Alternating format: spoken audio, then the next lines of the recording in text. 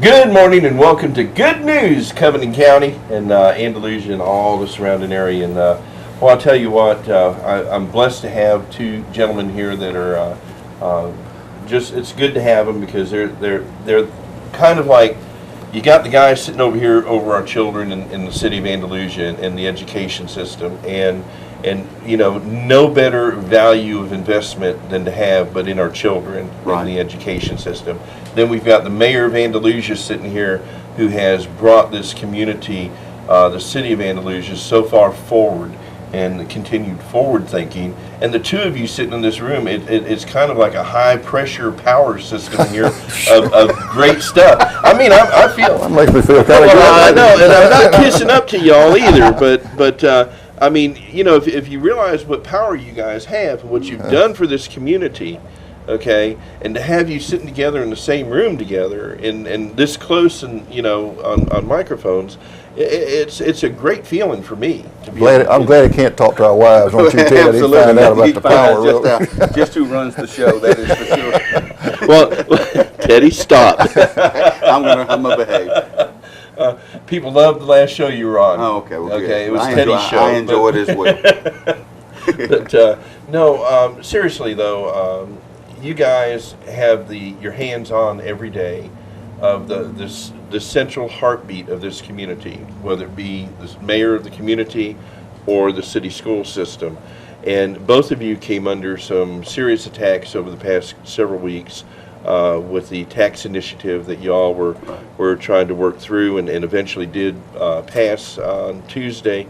And a lot of misinformation going out there, people not getting the correct information.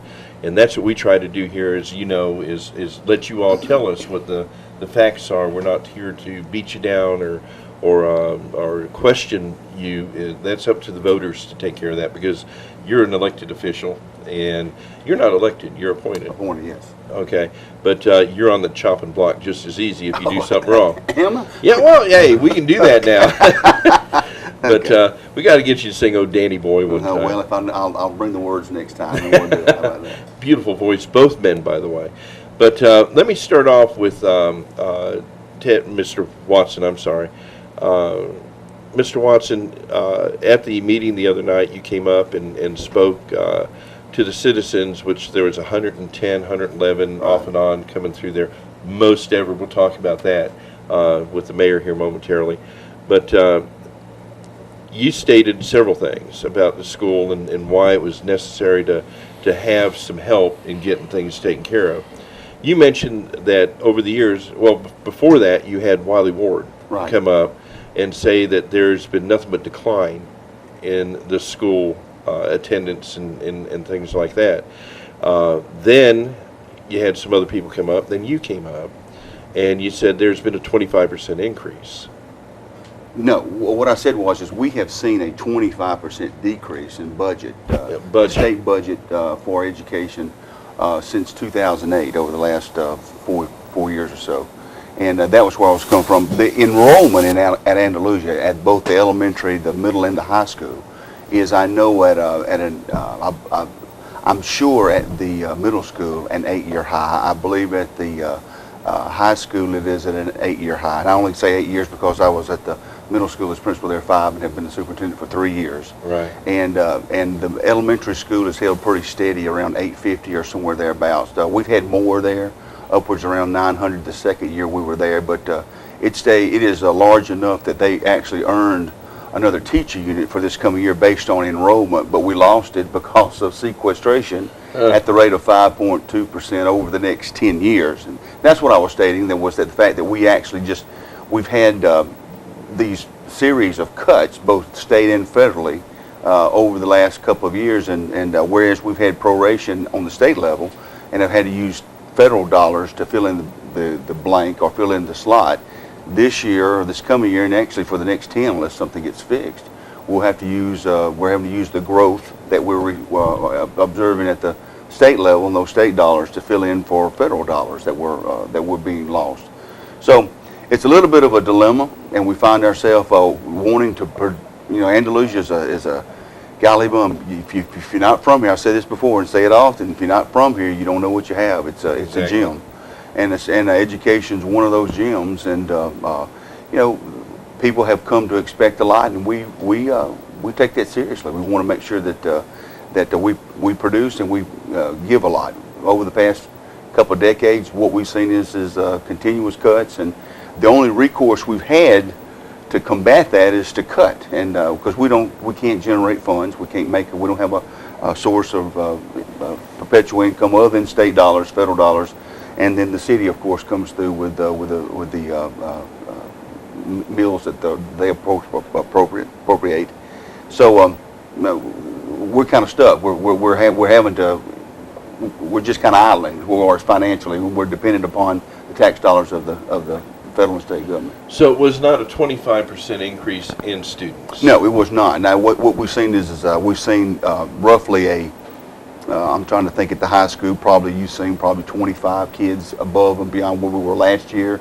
Probably somewhere around 50 kids if you look back 4 years or so. The middle school has seen several huge classes come up there. We've seen, whereas we were losing kids from the elementary to the middle school, when we now seem to be keeping them and in fact growing classes there. So that's been a good thing for us as far as enrollment. Well, I wanted to get away and make sure that we got that clarified. Yeah. Because some folks came out and immediately said there's not been a 25% increase. No, that's not. If I'll be the first to say that if I said something, I was wrong. But the intent was to say 25% fewer dollars in our budget from 2008. All right. Now, I got you, and I want to go to the mayor here in a second. The way the school system is set today at the elementary school, all right, it's built for 1,200. Is that correct? That's right. All right, and then you've got 80 or 850 in there now? Yes. All right, you don't want to have 100% containment of fulfilling of that numbers, do you? Because that becomes a problem, right? Well, it's a good problem to have if you have it, but and then you have to look at growth, and you look at your capital plan and what you're projecting for the future, and you try to have a plan, and we do. And we're going to do a little better. We're going to even look at that in more detail. The state of Alabama requires a 5-year capital plan for dealing with your numbers and what problems that you have and need to be addressed as far as the capital is concerned. And what a lot of people don't realize is the Education Trust Fund is actually 2 budgets in one. Right. One side of that budget is paid for through property tax, ad valorem tax, and it deals with capital and paying for things like buildings and improvements. The other side is the personnel part, teachers, and the books and things along those lines. That is a sales tax funded part of the budget, and so we do a 5-year capital plan to make sure that they make sure that we're addressing those needs. The thing I'd like to say, the thing I'm happiest about, and Mayor, I'll let you talk in just a second about that. But anyway, the thing I'm happiest about is that we're in the process of doing. We had a SACS accreditation and or advanced ed as they call it now, and we realized that we're at the end of a 5-year capital strategic plan. We're about to upgrade that, and it'll be quite extensive. We're going to go into the community, ask community members, business leaders, teachers, all the people that are stakeholders in our school system, to comment on, tell us what they think about our school system, tell us what they'd like to see us be, just kind of recreate and define the animal that they want to be, that's called education out there. One more question for Sure. you, and a statement and a question, and Sure. then Mayor can probably answer in as well. There's a teacher that came out there the other night, and I'll be honest with you, I'm looking at both of you, I was embarrassed, okay, to see her hold up a book in her classroom that was from the 1980s. Right. And that is current curriculum, current material for the school. This isn't good, okay? I mean, Right. Anybody that would have any sense of education would sit there and go, that's not a good situation. Right. That's because we don't have the money. You said this sales tax supports the books and the things and buying them. Okay. You got a 0.5% or half a cent sales tax increase to help the schools now. Right. What is the projected income over the 18 months to 2 years that this Now, and that's something maybe you can help me with, is it the 1.5, or is it the 1%, or is it the 5%? Y'all mentioned that it was going to be readdressed in 18 months. 2 years. 2 years, okay. Is it both of those, or is it just the one? Well, let me address the book Okay, to start yes. with. That was a book in the library, and the book is in the library, and our librarian does a wonderful job. She's been responsible for doing a Kindle initiative there at the middle school. The kids check out those Kindles, and those books are up-to-date books. And anytime you go into a library that is, we're talking about 55 years old, you're going to find books. And she has done extensive thinning, weeding, if you will, of the books that are there. It is no secret that in the world of education, textbooks funding has been very lax. Library enhancement is one of those areas that, because of proration, have gone lacking tremendously. And so what we find is in our libraries is they have to have book fairs. They do all kinds of initiatives to raise funds to keep that going. That was an extreme case. It's not that we certainly aren't teaching that Pluto's alignment. She mentioned that. Absolutely, and she's just aware, and because she's probably done some thinning of those books. The teacher material, the books that we have are actually we may do. I think we're the same. It's not an Andalusia City school problem. It's a state of Alabama problem. The question now is we may do for so long. Do we need to take a look at spending our money, which is $35 per textbook, by the way, per student this year, and that doesn't go very far. Do you take that money, you spend it towards technology so that we can have something that is electronic feed to our kids that is updated on a regular basis, or are we going to trap ourselves with books like we've had over the past year? Those are questions that we're going to have to answer if we're given the 0.5, the 0.5% that the city and the council, city council has said that we're going to take a look at. Now, we're hoping that the economy picks up. We're hoping that library enhancement money comes in, and we feel like it will. But at the same time, nothing is for sure. The economy is still kind of in a state of we're wondering. But the good news is that Andalusia has. I said on the last time I was on, we're kind of in a bubble, and I think that a lot of that is because of progressive leadership and of our mayor and our council, and all you have to do is travel a little bit, and you'll see that we've been kind of been protected from some of the evils of the Great Recession. Well, I wish we could get the entire council on at one time here, because, Mayor, we are blessed to have the leadership that we have in the community. And it was a 2-year look back on that tax of the 1.5. Off the top of your head, I didn't tell you what you were coming to talk about today, but can you give us a general figure of the 0.5 cent what that could generate over the next 2 years? Well, if the level of retail sales just stays like it is, if it doesn't go up. Now, so far this year, we've seen a 5% increase in retail sales over last year.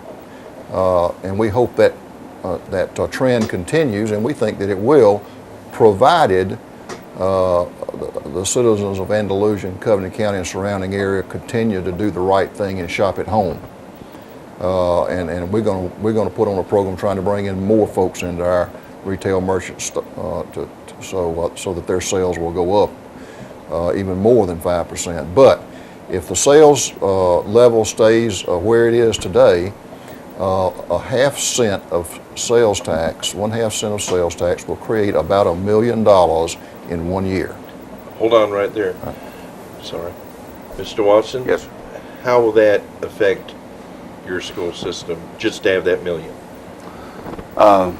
Eddie, probably not at all. Gosh, I mean, what do you say? You throw $1 million in any budget, it's an instant automatic impact. And we have a couple of things that we are, there's a hierarchy of needs there with regard to how you would go about spending those funds. And of course, the longer those funds were to be able to come in, we would take a look at how we would spend them. But I think what you look at first, and from the surveys that we've done in an early start on our strategic plan with our teachers anyway, their number one concern is safety. and things like, we talked about capital improvements, but things like making sure exterior doors are in working order, that the panic bars are working, that the camera system's working, all those different types of things that need to be in place and that should be updated. We just want to make sure that everything is where it's as safe as we possibly can be. Then you would, the second thing, ironically, that they were interested in was technology. So we would take a look at where we are as far as technology is concerned.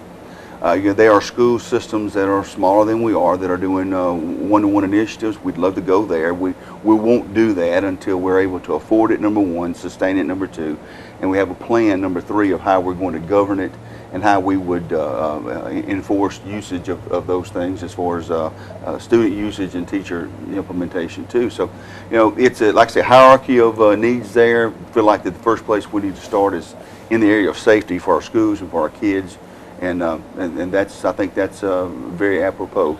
Well, Can I add something absolutely. to that? The first need that will be addressed before any of these other things are addressed is the new capital program that's underway. Yeah, that is my point. Yeah, and that half cent of sales tax will initially be applied to complete the capital program of the new facilities at the elementary school and the new junior high school facilities that will be on the high school campus. That when you're talking capital, for those that aren't familiar with the language, that is the actual money to improve the system. In other words, buildings. Yes. Well, yes, The brick and mortar. There's going to be a new facility built at the elementary school to handle the sixth graders.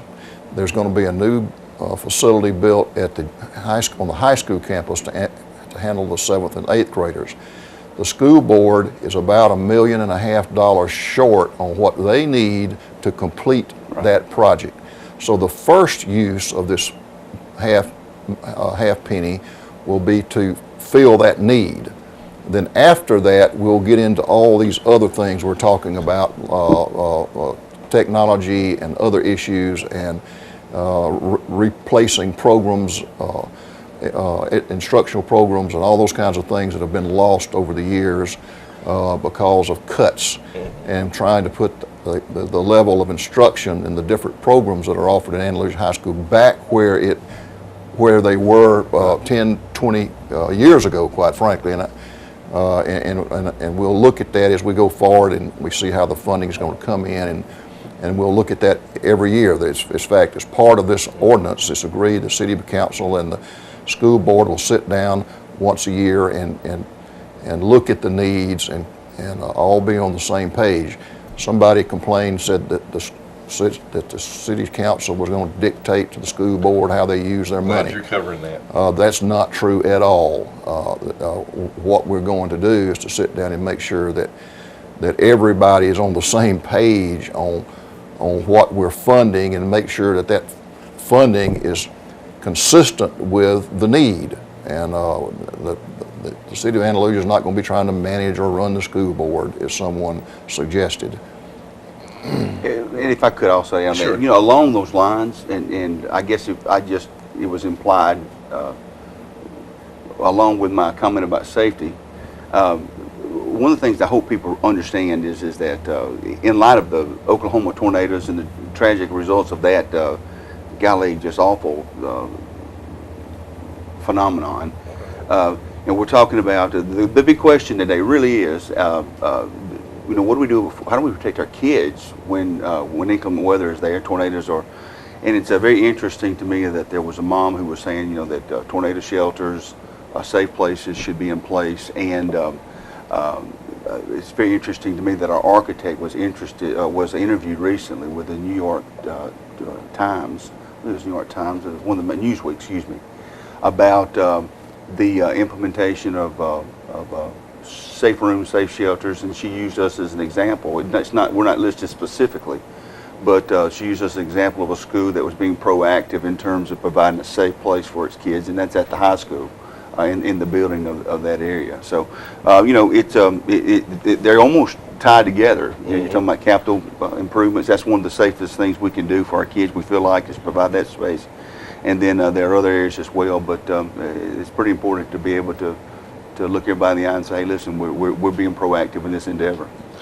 Well, we were fortunate to have Mike Jones Jr. on yesterday, our state representative, and I proposed that question to him with the recent events with Connecticut, with the shootings at Sandy Hook,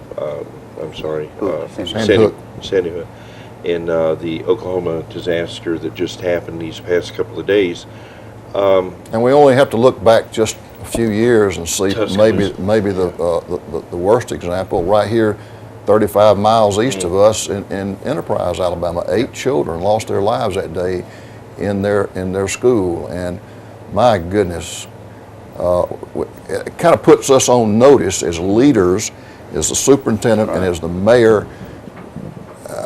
We just can't sit by and say, well, that won't happen in Andalusia, because I guarantee you, the folks in Moore, Oklahoma, wished that they had been able to react and make their schools safe, more safe than they were.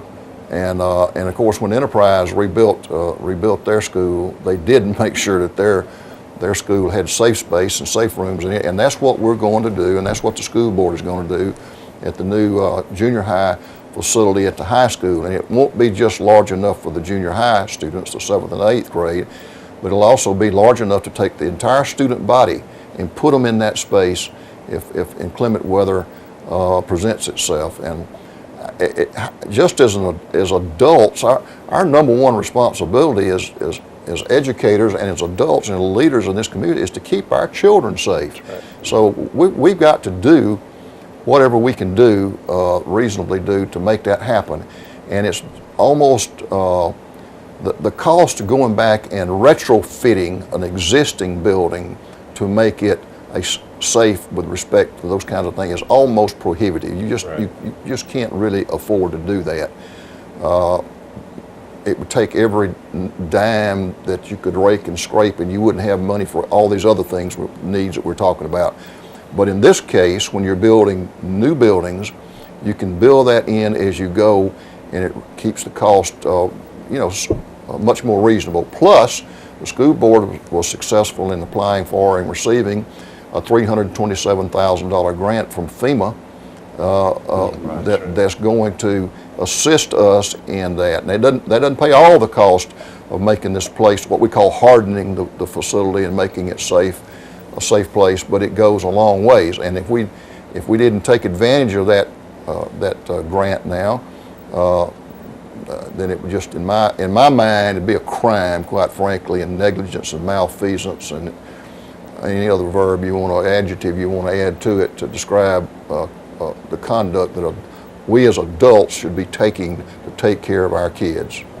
I want to ask you, and I know right now I'm sitting here and I'm going, how many people out there in the audience after seeing what happened in Oklahoma, after seeing what happened in Enterprise, after seeing what happened in Tuscaloosa, how many of us would be willing to pay to have that done? Well, you would hope as adults. I'd like to. Yeah. I'm looking out there and I'm going, come on, people, if you got a heart or you got children, right. The first thing you want these two guys to be looking at is their safety, right. Then their education. But you got to make sure that those doors are these are things that you and I didn't even think about when we were in school. Right. Okay, we had open doors, we had parents coming in and out when they wanted to. Nowadays, it's a whole different world. And, we've got to prepare for that. And in the city of Andalusia and the surrounding area, I think we've got a good grip on that. Well, let me say this. Our police department and our fire department and our sheriff's department have already been working with our school system to enhance the security issues in our school buildings, and we're not going to sit here today and talk too much about that because want you to. we don't really care for folks to know too much about it. But there are some things that we need to do in addition to what we're already doing, and that takes money. And so the last thing I want to hear from somebody if some tragedy comes about in the future, to say, well, Mayor, why didn't you do something about that? You knew. And I'm going to say yes, and that's part of why we need this additional money, is to put those security measures in place. So those people who are unhappy about this need to understand that we as leaders have responsibilities, and they're serious responsibilities, and it involves the lives of our children. And I know that there are those who will say this is demagoguing and trying to appeal to people's emotions and all that, but it's not. It's facts. Look, turn on your TV every night almost, and it's happening all over the country. And we are forewarned as leaders to take action on this. And part of what we're doing, part of the funds that we're raising, will be used to address some of these issues. And you can't ever guarantee everything. Right. But there's some things that we can do, additional things we can do to make our schools safer, and hopefully with these additional funds we're going to be able to do some of those things. I'm going to ask you a quick question from both of you to answer, okay? And I know I'm not trying to go for the heartstrings, but I want to get an honest answer from both of you. I pretty much already know, and I'm pretty sure 99% of the viewing audience would know. And then we're going to take a quick commercial break and come back and talk a little bit more about the other part of this tax and where it's going and how that works. And I believe Mr. Watson has to get on the other side of town for an appointment, and we're going to give you some time to do that. But when you turned on the TV Monday, okay, it's hard for me, and I'm an emotional person, to even sit here and talk about it. But when you start seeing newscasters breaking down on the camera, at that time, 50 plus children missing from one school. How, you being the superintendent of schools, I mean, I can't imagine the weight that just hits you right between the eyes. And then you as the mayor of the community that oversees that as well, how that affected you. Could you tell our viewing audience what that was like for you? Well, you know, the only thing I have to even remotely compare to that, the comparison is and one of the things that's given me half of the gray hair on my head today was an incident that took place when I was in charge of busing, and we couldn't find a kid until around 5:30. And what happened was everything was okay. There was never any time when anybody was in danger. The child got off at a local daycare and then was not accounted for, and we just didn't know. So. You know, we've taken measures to do, but I'm gonna tell you what, your heart literally sinks to your toes, and the thought that something that with just one child might be something wrong is more than I think people can overcome. And really, Eddie, if you sit back and you think, I used to think this as I drove a bus, and I got to drive one Monday run around we're run along bus drivers, but you know, if you sit back and you think of the responsibility that you have. For all the lives that are on that bus, you wouldn't do it. You wouldn't drive a bus. So, as a superintendent, as a teacher, as a principal, as a mayor, my gosh, you know, you absolutely you forge forward knowing that you're doing the best for the lives and the people that you serve, and you hope for the best, knowing that plan for the worst, hope for the best type deal, hoping that, knowing that there are a lot of people that depend on you, and so. Yeah, Monday was an emotional day for me, and I'm sure the mayor and everybody that saw those broadcasts of the damage that took place.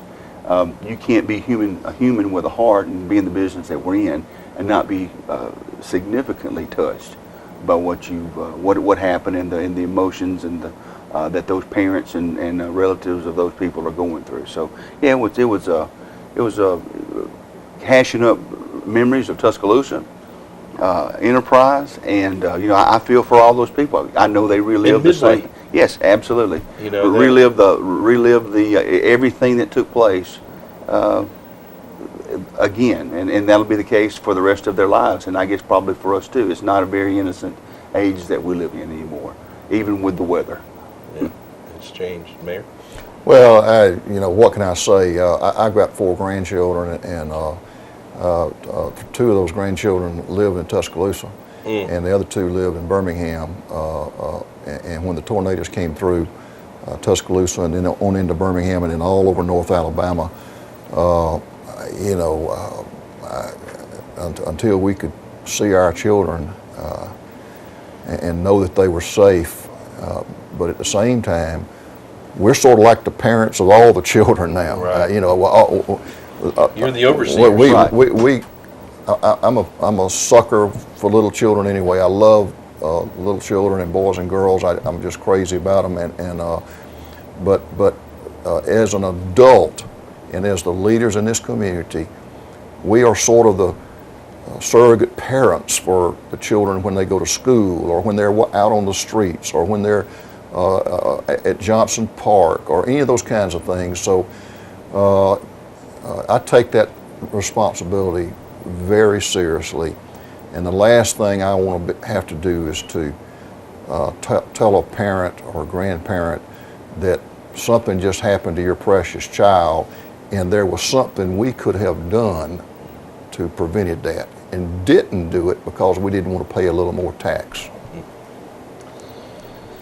I can't fathom it. I mean, when we talk about Enterprise, Midway, Tuscaloosa, and people say, "Oh, it's not going to happen in Andalusia.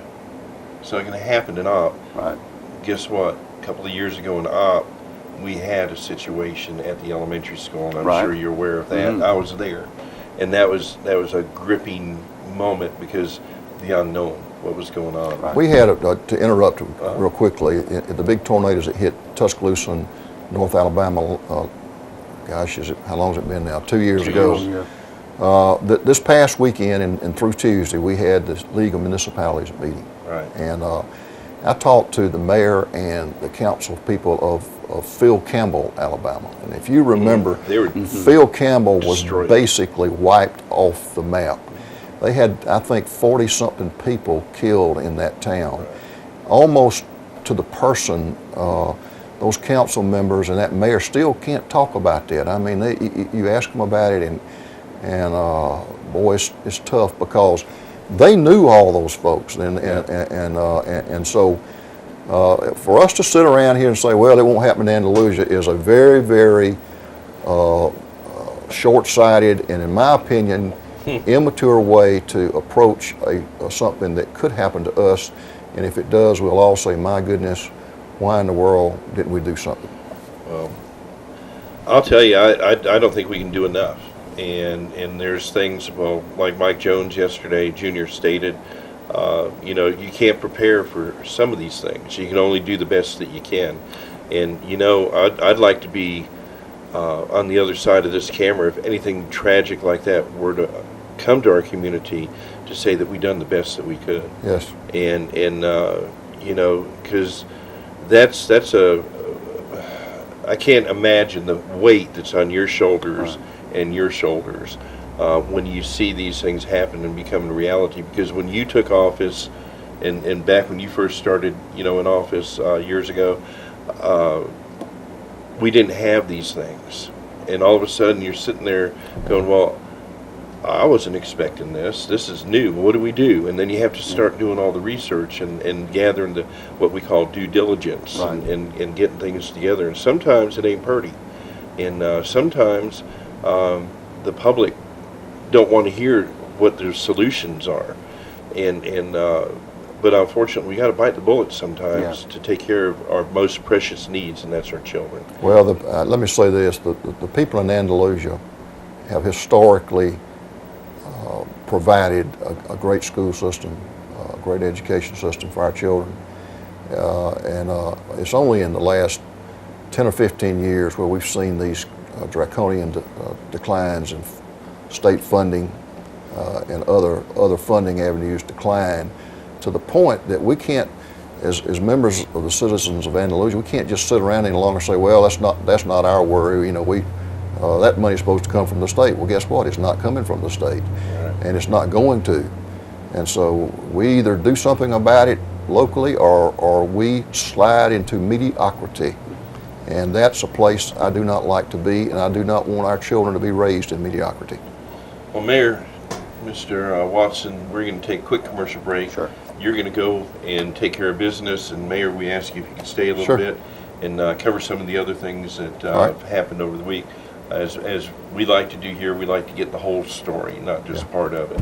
So, Mr. Watson, thank you very much for coming on. Thank you so much. We God bless appreciate you. that. Yes, sir. Yeah. Thank you. Appreciate what you're doing. Well- Appreciate what your faculties are doing.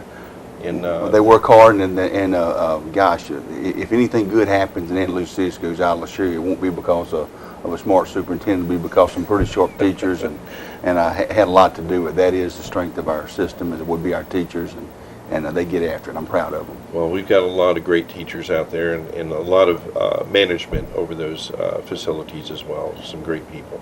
Thank you, sir. Thank you. With that being said, folks, we'll be right back with more with Mayor Earl Johnson here on WKNI TV. Thanks for tuning in. And we had a special young man walk in, too. And we're fixing to go hug a neck. All right. But that's my boy Billy that just got back from Afghanistan. All right. So, folks, we'll be right back right after this. God bless you. We love you. Good morning and welcome back to WKNI TV 25. Good news segment. And, boy, I'll tell you what, lots of good news going on here this morning. And certainly appreciated Mr. Ted Watson, the superintendent of Andalusia City Schools, and him coming over this morning and sharing. I'll tell you, Mayor, I wish we could run this 24 hours a day, 7 days a week, having folks like you and him coming through and telling what's going on in the community. And we will. I mean, if y'all ever want to come in and talk about it. But getting information out is very important because we not only have to educate our children, but we have to educate the adults that are being held responsible for taking care of the children. In other words, through taxes and through, taking care of these things, because that's their job, okay, and being part of a society, a civilized society. Mayor, you came under a lot of it, just crazy attacks, in my opinion, okay, of misinformation being passed out about this 1.5 sales tax increase. I think I called you once, you came on, you explained it, I understood it, I think the majority of our viewers understood it, but then there was this continual dig that you're not telling the truth, and it's not going to be this, that, and the other thing. And we don't do that here, okay? We make it a policy to ask for the truth before you come on. We've never had that problem. Mayor, I guess the question I'm going to ask you, and I don't know if it was, everybody heard it, okay? I did. People watched it on cable did, okay? And people who watched the news clippings have heard it as well. And we said it here earlier. The 1.5% sales tax will be reviewed again in 2 years. That's correct. Okay? Possibly over $5 million will be raised from this. Okay? $1 million of that is going to be going to the schools, is what we just said this morning, right? Well, or is that different? It's a little. You explain it, because I don't know. The 1.5 cents is broken down like this. Half of that's half a penny. 1/3 of the increase, which is a half a penny, will be shared with our school system, and that will raise approximately $1 million a year if sales stay where they are. We hope sales go up. So it actually 2 years Would be $2 million. $2 million. That's right. Okay. That's All right. That's good to know. For the school Right. system. And then the $1 million would raise $2 million a year. So that would be, in 2 years, would be $4 million. So the total tax would be receipts in 2 years would be $6 million. If everything stays. Everything stays the same. $2 million going to the schools and $4 million going to the city. Okay. Now, I got so many ways I can say this, but I want to be professional. That 1 cent sales tax, right now, the only reason it's there is to make sure we can secure one of the largest grants that any city in the state, and Mike Jones even reiterated yesterday, okay, that any city municipality has received. Well, yes, it is not the only reason it's there, but the initial use of that tax will be to raise matching funds for the $8.6 million ATRIP grant that we were fortunate enough to receive from the state. We were notified about that about 90 days ago. Right. And this is the grant that comes through the state of Alabama. It's called ATRIP, again, is the name of it. And we received, we've said this over and over again, but I never get tired of saying it because I think it's so important. The governor and the DOT director and the other folks in Montgomery and our state representatives and in the legislature and state senator think so much of what we've been doing here in Andalusia with respect to upgrading our infrastructure, primarily streets, sidewalks, sewers, lighting, that kind of stuff, that we got the fourth largest grant in the state. And that is $8.6 million for South 3 Knot Street to redo that. I don't mean going in and just put paving on top of the existing street. I mean rebuild that street. Now, that 8.6 only pays 80% of the cost. So we've got to raise 20% of the what's called the matching fund. So that's something in excess of $2 million, about 2.1 or 2.1.5, something in that neighborhood. In addition to that, we have to pay all of the engineering and those types of costs, consultants and engineering costs and those kinds of things. The city has to pay all of that. This grant that pays none of that. So that's another approximately $500,000. So our total responsibility, the city's total responsibility for the South 3 Knots project, matching funds and other costs associated with that will be approximately 2.5 to 2.6 to 2.7. We don't know until we get into the project and you let the bid and it comes in and all that. So there's a lot of things yet that's unknown. We're talking about the highest case scenario. Well, River Falls, when y'all done River Falls, I mean, as soon as, well, and let's go back even further. Let's go back to East 3 Knot Street. Right. And when y'all did the first shovel of digging out of there, it was like, oh my gosh. Well, this is something else we've talked about on Tuesday night, and I've talked about with other folks with respect to these projects. Many of the older streets in Andalusia, and South 3 Knot Street is one of the oldest streets in the city. One of the original main streets of the city were built around the turn of the 20th century. Well, you know, we're 113 years away from the turn of the 20th century. Now, I'm not saying that nothing's been done to the streets since that time, because those streets were dirt streets for a long time, but then as time came along and the city could do it and they could get money and the highway department could help and so forth, they put the sewers in, they put the water in, they put the storm sewer lines in, they put the gas lines in, and then they put the curbs and the gutters and the sidewalks and the street, the asphalt part of it. Initially, South 3 Knot Street, at least a part of it initially, was concrete. And that's one of the issues with that street. Underneath that asphalt that everybody rides on today, there's a layer of concrete down under that. Most of that's got to be removed. And that's just not hitting it with a shovel? No, it's a very expensive and time-consuming process. But if you just cover back over the top of concrete with asphalt, and it doesn't take long either, that asphalt starts conforming itself to how the concrete's laying under there. Well, that concrete is turned in all different kinds of directions. You want a road that's nice and smooth to ride on.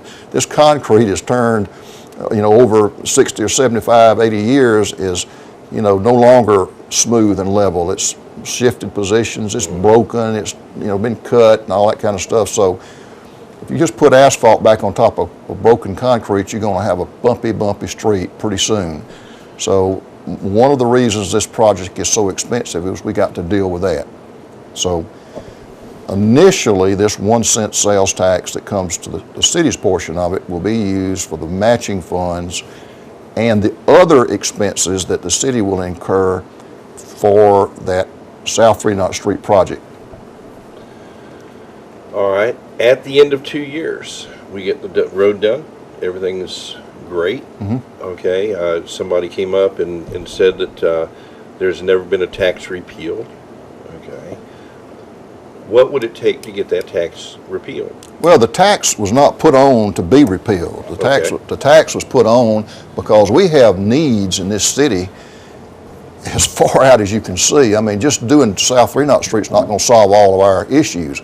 We've got neighborhoods all over this town that need the same kind of work that is being done on South 3 Knott Street, and I'm talking about primarily in neighborhood streets, not the main thoroughfares. We'll be in pretty good shape with our main thoroughfares because the state is going to come in and do Stanley Avenue this summer, or they're going to resurface it. They're not going to do the heavy stuff we're talking about like on South 3 Knott Street. But we've got streets and facilities all over the city that the city is responsible for maintaining that are in need of some heavy-duty maintenance and repair. And we can't get grants for those because the grants simply are not available for those types of streets and those types of neighborhoods. So the city has to pick up the full cost on all of that. We've got some other needs in our city with respect to infrastructure improvements and other programs that we need to look at, and we want to add a nice reserve fund, a capital reserve fund, and an operations reserve, so that we have a nice cushion in case of an emergency.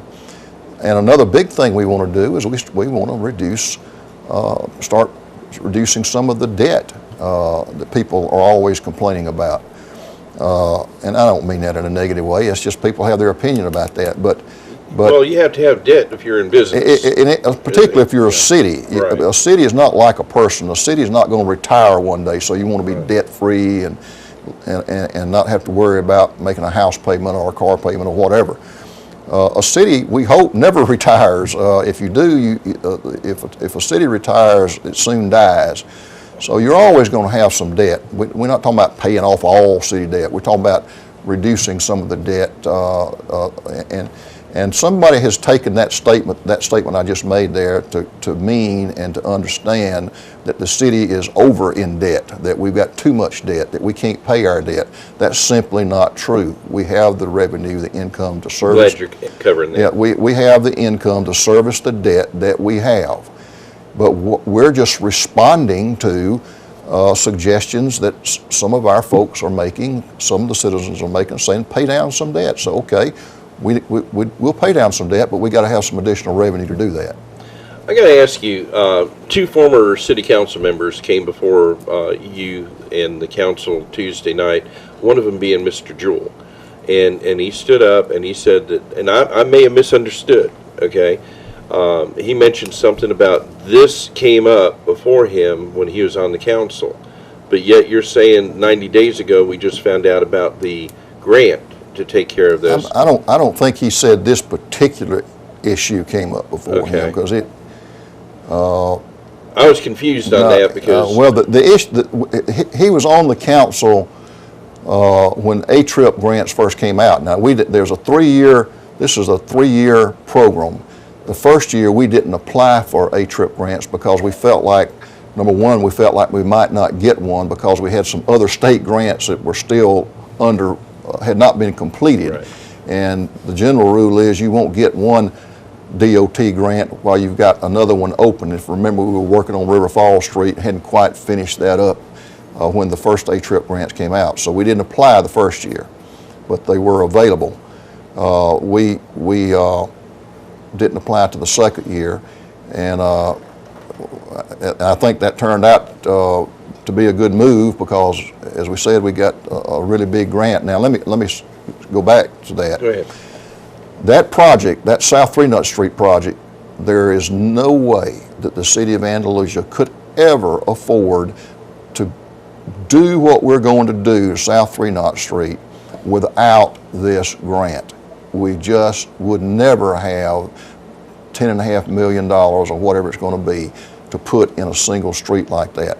The only way we can do it is because we're getting this grant. If we walk away from this grant, if we don't take it, if we say thanks government but no thanks, that'll be the last time we'll have an opportunity to get a grant like that. And this is a street that's one of the most heavily trafficked streets in Andalusia. Our hospital is out there. We've got other medical facilities, medical offices, other pharmacies, other businesses. It goes out towards the elementary school, so it gets a lot of traffic in the mornings, particularly with people taking their children to the school. The nursing home and the assisted living is just down Moore Road from there, and a lot of people go out and visit with the folks in the nursing home and assisted living going that way.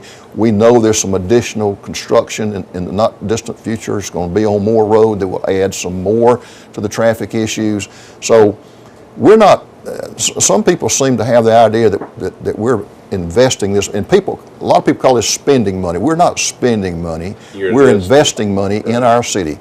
We're taking cash and turning it into an asset, a new, improved, better street that will attract new businesses, new industries, new jobs, new opportunities, and will better serve some of the most important institutions in our city, like the hospital, the medical facilities out there, the businesses out there, the nursing home, the elementary school. I mean, you just go on and on. Well, the administrator of the hospital spoke the other night, and she made some very valid points, because my background was in EMS and firefighting, and you've got to have decent access to your hospital emergency room when you're treating patients in the back of ambulances. And I can tell you, coming from downtown area, coming up South Cotton to the hospital, I wouldn't want to sit, South Three Notch. You know me, I'm all over the place. But anyway, South Three Notch, the setting of an IV in somebody is impossible. Yeah. You got to stop, and you know, there's things like that normal people that everyday living out there won't think about. Okay, they don't think about having to have access into there for the hospital. To have the ambulances getting in and out. You've got school traffic, you've got business traffic, all that. All this will be helped. Yeah, another asset that this will add will be the sidewalks, or at least on one side. I don't know if we'll get both sides, but we hope to. We'll add sidewalks to that street. So we have people, believe it or not, who walk up and down that street. And right now they're walking out in the street, and it's just a dangerous situation. A lot of traffic. I hear people come to me all the time, Mayor, what are we going to do about South 39th Street? I almost had a wreck out there today, or what are we going to, somebody bumped my car, or what, on and on and on. So what we're doing is reacting to what the citizens have told us that we need, and what we know is just out of pure common sense that we need to do to one of our oldest streets in this city. And we've got an opportunity to do that, and I just think it would be foolish to walk away from that. I think that it would be a malpractice as a mayor for me to walk away from an $8.6 million grant. But that's just the initial purpose for this grant, or for this 1% sales tax increase for the city. We've got many, many other needs out into the future. What we promised to do was, as a council, was in 2 years, if not before, we will review the impact this sales tax has had in our city. And if it is in fact hurting businesses like some people have predicted, I don't believe that. I believe the opposite of that.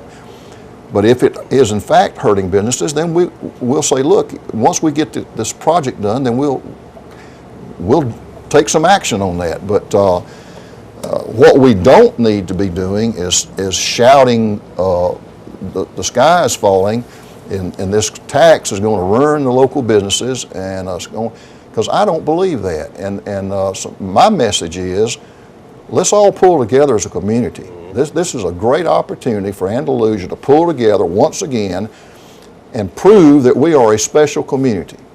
And let's do our shopping at home, and let's bring friends to Andalusia to shop with us. Let's don't try to drive a wedge between the county and the city and and say to our county folks, well, you're not getting anything out of this. Sure they are. You know, they're getting, they come to our hospital for services. They come and bring their children to town to play at Johnson Park. They come to Andalusia to the courthouse. They come to Andalusia to see doctors. They come to Andalusia to go to restaurants and to shop. And we want them to continue to do that. And because of that, we want decent facilities and safe facilities for them to come visit us and be a part of our community, even though they may live in the Strawn community or the Pleasant Home or wherever around and in Covington County and beyond. So those folks who are using this for political purposes to shout, this is the worst thing that could happen to Andalusia and it's going to drive away business. What they need to be to change their tune and become part of the community, quit trying to drive wedges and build unity here.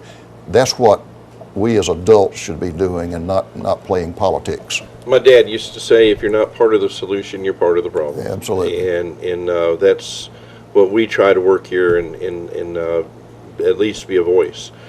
Mayor, today, I believe it is, this afternoon, another great events occurring, and we will be there. Great. And I'll tell you, I'll just share with you, one of the proudest moments I've had in this community is when I was called to go call the game over at Miracle Field. Mm-hmm. Folks, if you have not been out there, you have certainly missed a beautiful addition to this community for our special needs children. And when you see them youngsters out there enjoying something that they normally would not be able to do because of the foresight, because of the forward thinking of our community and its leadership, we have this facility out there. It got my heart to sit there and be announcing their names and seeing the enjoyment coming out of the. Oh, I tell you, it's a really a touching thing to see. As you say, children and young adults who, for the first time in their lives, are able to get out and do what they've seen their brothers and sisters do. Play on a team. Yeah, and what they see on TV. And they're out there doing that now with the help of their buddies and on that field that we've built and the playground that's attached to it as part of the Miracle League complex. It's something else that makes Andalusia special, and it goes back to what I was saying earlier. That complex out there is not just for children with special needs from Andalusia.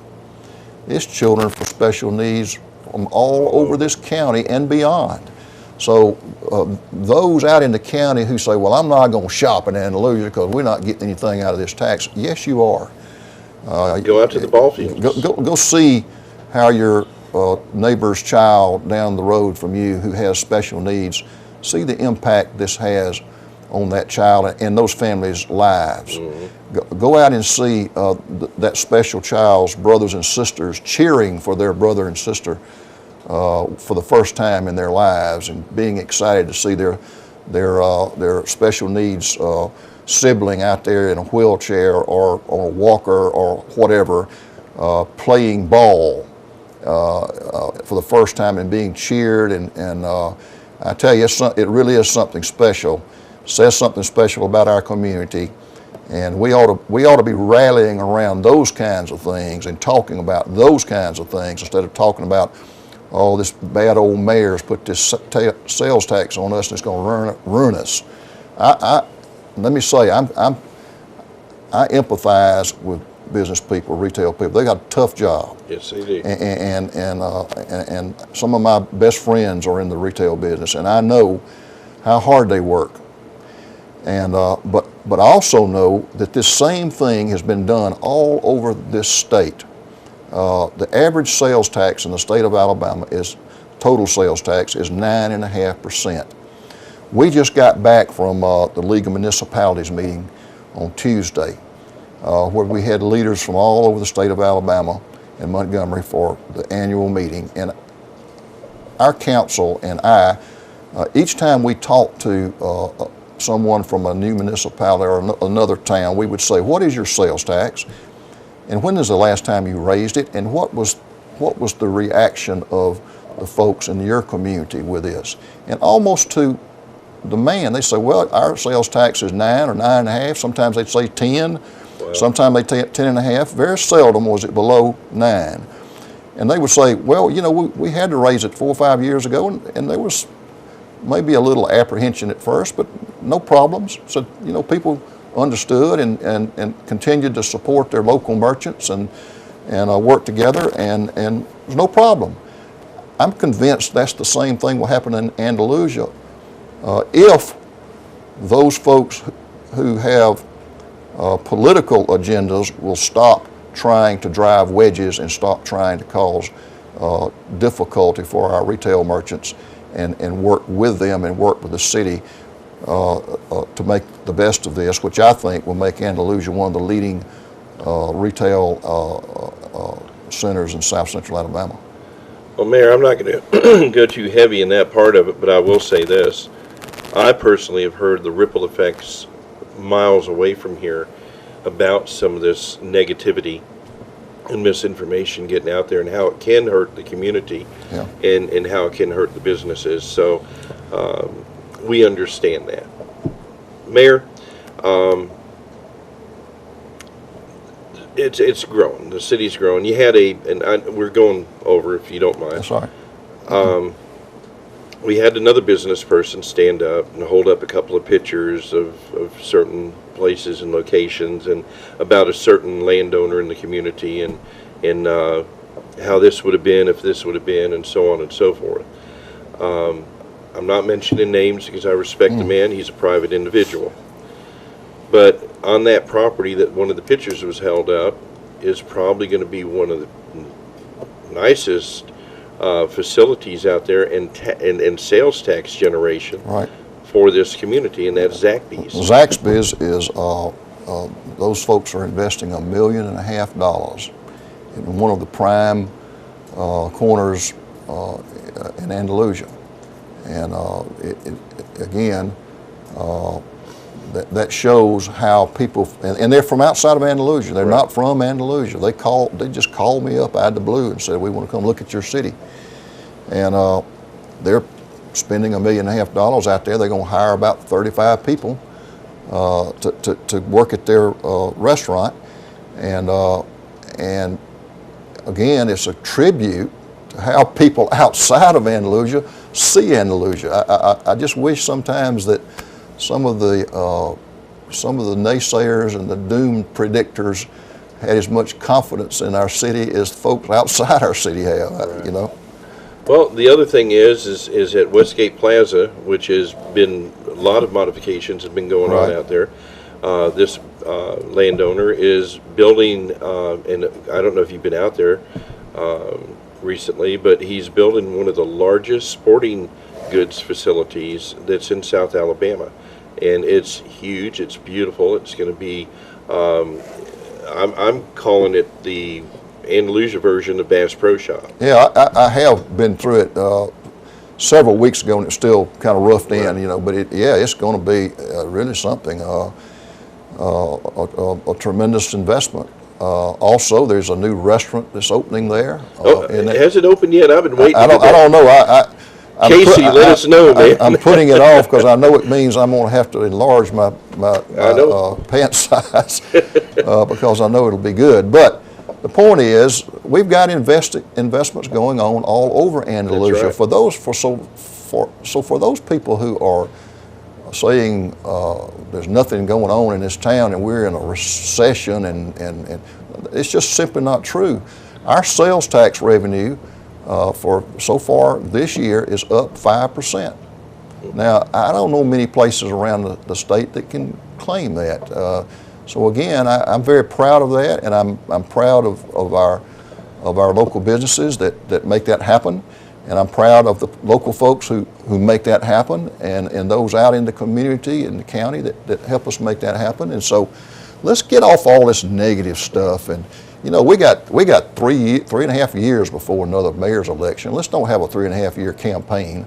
let's have a 3.5 years of working together and see how great we can make this city in the next 3 years. And I think everybody will be happier, and life will be much better if everybody will work together that way. Well, Mayor, I can't tell you how much we appreciate you coming on and Yes, sharing, taking the time with us and going step by step, getting the right information out. I want to say this to the viewers. He doesn't just do this, or Mr. Watson doesn't just do this for WKNI TV 25. I've heard him, I've seen him, I've heard him talking to other media. It's not just held up for here, for our viewers only. The mayor has made it clear that he wants to get the information out. If you call him on the phone, if you call Mr. Watson on the phone, you may not get an immediate answer, but lots of times I do. You pick up the phone yourself. Mr. Watson, on the other hand, is probably singing somewhere. But Well, he does a good job of that too. And you do too, sir. I've heard you. But you're not inaccessible, and you're not avoiding the constituents when they're asking the questions. No, sir. And Well, I think the media's first responsibility is to come cover the news. It's Right. not my responsibility to carry the news to the media. Right. Now, I'm doing that here because it works well with scheduling and stuff. But if someone wants to know what's going on at the city council meetings, it's open. All they have to do is to come in and sit down, and it's right there. And that's true for the media as well. Well, we heard the admonishment of a gentleman that stood up and talked about what media did show up and didn't show up. And Mr. Boswell said, Mr. Presley He did. Boswell. And I was like, I got the message. Mr. Boswell rarely misses a city council meeting. Wow. And he's quite a joyful man and a real neat guy to be around. And we appreciate him coming and being a part of our meetings. What we used to do, and this is what I'll commit to you and to the city and to our viewers, it's just Teresa and I. It's hard for us to get around. I'm not making an excuse. That's a fact. We put in long hours and to go cover something on a Tuesday or Wednesday. We try to keep nights with us. Yeah. But what I'm going to do is Ivan Bishop over at the cable company at one time, I was able to get the feed from Channel 12, which is on the cable system, and I was able to re-air it on WKNI and record it. Once we move to our new facility on the square, 12 Court Square, we will be doing that, and we will re-air it several times during the week and make that happen. So well, let me add this again, a way of getting information out. That's really one of our toughest jobs, is getting information to people. And I understand everybody's got their life to live. They're working and they're taking care of their families and they're going to ball practice. And I mean, it's hard for them to stop and necessarily know what's going on at City Hall. But we put every city council meeting on the website, on the City of Andalusia's website, the day after the council meeting. So all you got to do is get on your laptop or your iPad and go to the City of Andalusia, and it'll say latest council meeting. Press that button, and the entire council meeting will come on, and you can sit there and watch it. It's also on live on TV cable and Andy Cable. It's on live for every meeting starting at 6 o'clock or sometime around then. Sometimes we're a few minutes late getting started, but people can watch it live, and then they can, on programs like this where I come on and spend some time talking to you, talking about issues, we put this program on our website. Right, I noticed that. Thank you. So for people to say, well, we don't know, you're keeping stuff secret from us, we don't know what's going on, I would just take exception with that. We're trying our best not to do that, and I really don't know what else to do. When you put it on live and it's in the newspaper, and then we put it on our website, it stays up, and the minutes are on there. They can go read the minutes. I didn't know y'all had a live cam on there. We have a live cam on the square downtown, and we have a live cam on a couple of other spots interesting spots in town. That's close to where ours will be.